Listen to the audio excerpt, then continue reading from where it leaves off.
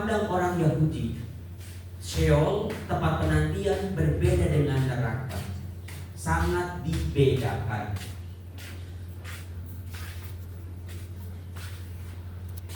Oke.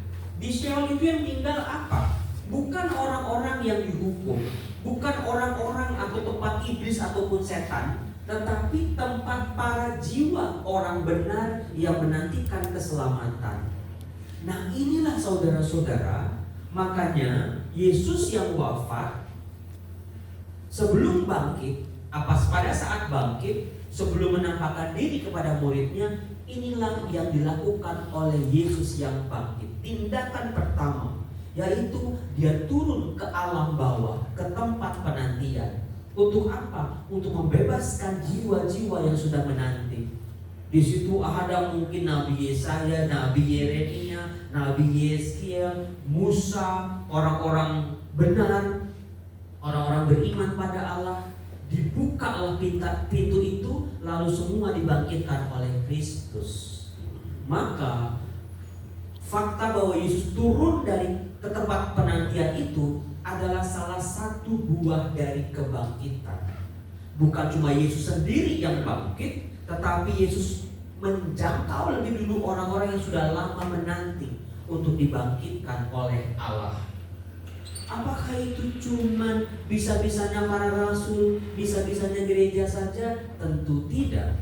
Karena tentang Sheol, dunia orang mati, itu muncul di beberapa teks. Contoh di kitab Mazmur.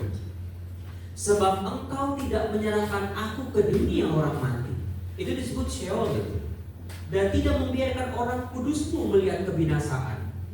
Di Mazmur 139, jika aku mendaki ke langit, engkau di sana. Jika aku menaruh tempat tidurku di dunia orang mati, engkau pun di sana. Lihat di sini, pemazmur saja ratusan tahun sebelum Yesus wafat sudah mengungkapkan sebuah pemahaman bahwa Allah itu penuh kuasa. Tempat Sheol, tempat ketiadaan cahaya, ketiadaan Allah di Sheol ini, meskipun sudah diungkap oleh pemazmur-pemazmur ini, tapi justru terbukti, terpenuhi ketika Yesus bangkit, bahwa Allah pun, Yesus pun bisa turun ke tempat dunia orang mati. Menurut kesaksian para santo-santa, dunia konsep Sheol itu enggak kayak saudara-saudara kita yang rambut dibelah 7 lalu kita berjalan gitu ya, disiksa, di lidah dipotong, terus mata dicungkil. Kalau itu soal badania, tubuh badan kita mah udah habis. Ketika kita di makam, tubuh kita akan menjadi tanah, badannya. Sementara tubuh kebangkitan itu enggak lagi sakit-sakit yang disiksa, dipotong, dipenggal, bukan itu. Misalnya Thomas Aquinas mengatakan begini, di tempat Sheol ini orang itu ya mengalami sebuah kerinduan yang teramat sangat karena mereka mengalami ketidakberadaan Allah. Allah itu jauh banget. Itu yang dialami oleh orang-orang di dalam Sheol ini, di dunia tempat penantian ini. Entah mereka menyesal atas dosa-dosa mereka, entah mereka mau membersihkan diri mereka, entah mereka berharap. Tapi gimana sih kalau kayaknya Anda misalnya ya punya anak, terus anaknya kuliah di luar negeri, kayak gitu misalnya, aduh dulu biasanya dia ada sama-sama kita, sekarang dia kuliah di luar negeri, jamnya aja udah beda, kita baru tidur, dia udah beraktivitas misalnya. Kerinduan seperti kehilangan. Dan itu batin yang tersiksa, bukan lagi badan. Badan sudah selesai di dunia ini. Batin yang merindu. Siapa di sini kalau yang pernah rindu banget gitu sampai sakit-sakit? Yang dialami di dunia orang mati ini jauh lebih parah lagi. Mau mencari Allah tapi Allah tidak ada. Maka ketika Yesus turun ke alam penantian ini, sebuah bukti pemazmur bilang benar, Allah bisa ditemukan di dunia orang mati. Keterpisahan manusia dari kasih Allah itu akhirnya terjawab. Orang bisa menemukan Allah yang akan membangkitkan mereka. Yesaya mengatakan membebaskan orang-orang yang terkurung. Itu bukan cuma yang di dalam penjara, tetapi juga konsep orang-orang yang ada di Sheol menanti Allah bisa turun ke dunia orang mati membebaskan mereka. Sementara kalau itu kan perjanjian lama ya. Perjanjian baru artinya apa yang diimani oleh perjanjian lama oleh orang-orang Yahudi juga diimani juga oleh gereja perdana. Contoh surat 1 Petrus. Ia pergi memberitakan Injil kepada roh-roh yang di dalam penjara, yaitu kepada roh-roh mereka yang dahulu pada waktu Nuh tidak taat kepada Allah. Itulah sebabnya maka Injil telah diberitakan juga kepada orang-orang mati, supaya mereka sama seperti semua manusia dihakimi secara badani, tetapi oleh roh dapat hidup. Efesus misalnya, tatkala ia naik ke tempat tinggi, bukankah ia naik itu berarti bahwa ia juga telah turun ke bagian bumi yang paling bawah. Jadi turun ke tempat penantian itu dasarnya biblis, bukan cuma perjanjian baru, tapi itulah iman perjanjian lama juga. Jadi bukan karang-karangan para uskup, bukan karang-karangan pastor-pastor gitu ya, atau pendeta-pendeta, gembala-gembala, tapi inilah iman yang diimani oleh gereja yang diwarisi dari perjanjian lama. Misalnya Yesus sendiri loh mengatakan ketika masih hidup mengajar di tengah murid-muridnya, anak manusia akan tinggal di dalam rahim bumi selama 3 hari 3 malam. Banyak orang waktu Paskah kemarin, Romo, gimana Yesus bangkit pada hari ketiga? Orang kan kita ke gereja hari Jumat, betul ya? Ya nggak, hari Jumat kan, Jumat Agung kan ke gereja. Lalu jam 3 itu kan, ikut jalan salib. Terus Sabtu kan gerejanya kan malam tuh, malam Paskah. Terus kok orang hari Sabtu malam udah merayakan Paskah, gimana caranya Romo? 3 hari orang baru Jumat dan Sabtu. Cara orang Yahudi, cara murid-murid Yesus, orang-orang Israel sampai hari ini menghitung hari itu beda. Kalau kita tuh ngitung hari mulai jam berapa? 00 kan, jam 12 malam. Ini nanti nih jam 12 malam, malam Jumat lagi.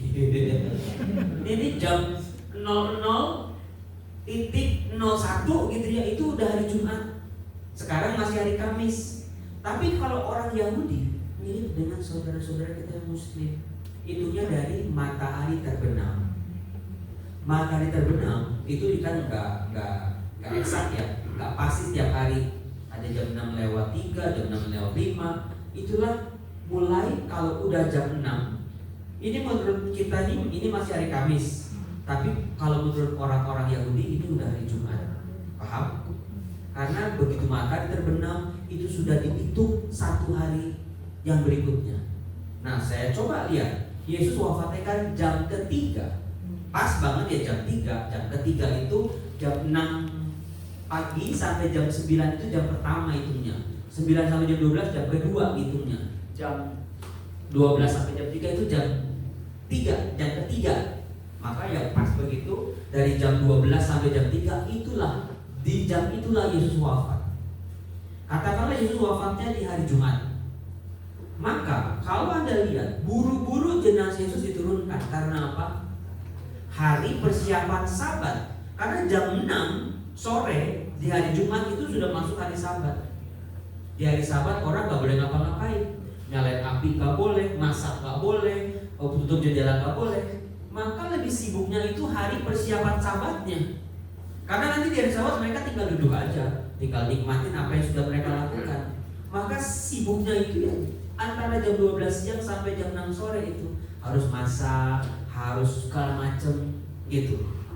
Maka tampak sekali Yesus betul-betul segera diturunkan dari salib, dimakamkan buru-buru, ya, karena mereka udah gak punya waktu lagi. Apalagi hari persiapan Sabat, apalagi Sabat Paskah Yahudi waktu itu. Maka buru-buru. Nah, itu jam 3 sore sampai jam 6 itu udah hari pertama.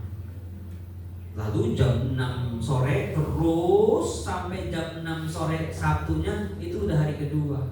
Maka gereja sejak Sabtu jam 6 sore sudah merayakan Paskah, namanya Vigil Paskah. Karena sudah terhitung Yesus sudah bangkit di hari yang ketiga. Paham sekarang?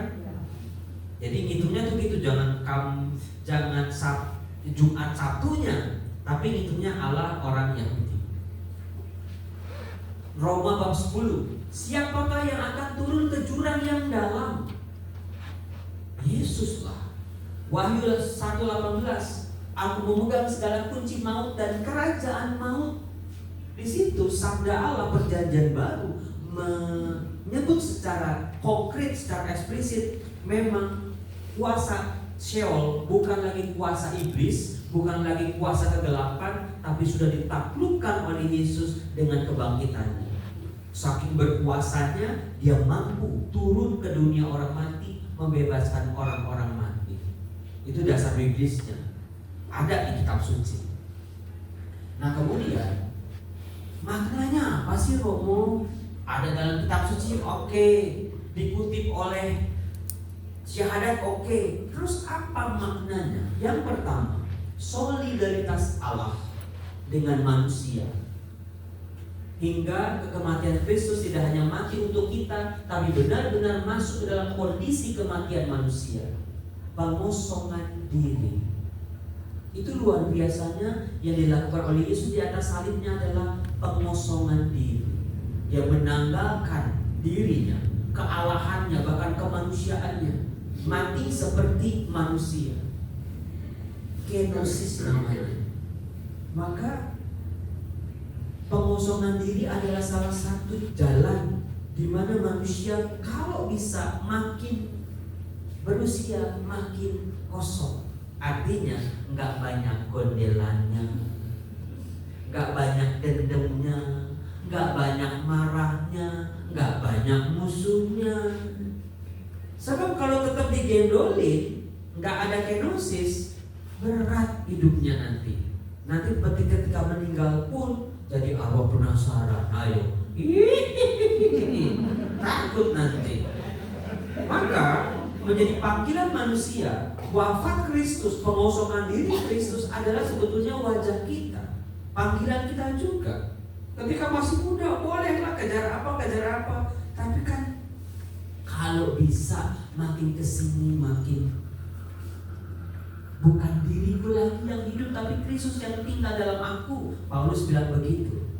Belajarlah mengampuni, belajarlah mengikhlaskan.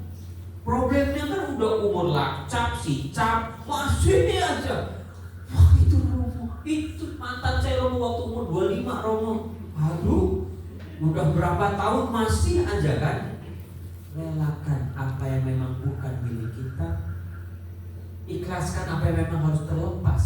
Itu namanya pengosongan. Hidup bukan aku lagi.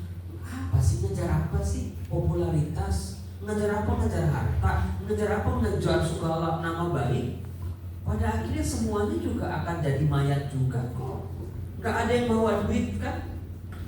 Waktu di makam itu semuanya akan ditinggalkan pada akhirnya. Maka roh-roh yang masih bergentayangan itu sebetulnya yang belum selesai. Maka di sini mau masih coba napas ya. Tuh, 2, 3, naik napas. Masih pada hidup berarti. Ya. Mungkin saatnya dendam, amarah, iri, dengki, kekecewaan, kepahitan, Tuhan, ku persembahkan semuanya. Itulah Yesus, kenosis, pengosongan diri Allah. Kemudian, kalau kita lihat, kenapa harus turun ke tempat penantian? Karena kemenangan atas maut itu juga harus diwartakan. Yesus yang wafat bukan sebagai orang kalah yang turun ke tempat penantian, tetapi Yesus keluar sebagai pemenang.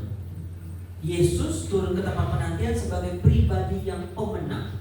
Maka pemenang itu bukan cuma dinyanyi-nyanyi doang ya, pemenang, tapi Yesus yang bangkit mengalahkan maut, maka dia bisa punya akses turun ke dunia orang mati. Dia acak-acak semuanya itu. Gak ada lagi yang berkuasa, tapi Allah turun berkuasa atas dunia orang mati. Dia bangkitin semua orang yang sudah menanti di situ untuk masuk ke surga. Klik lagi.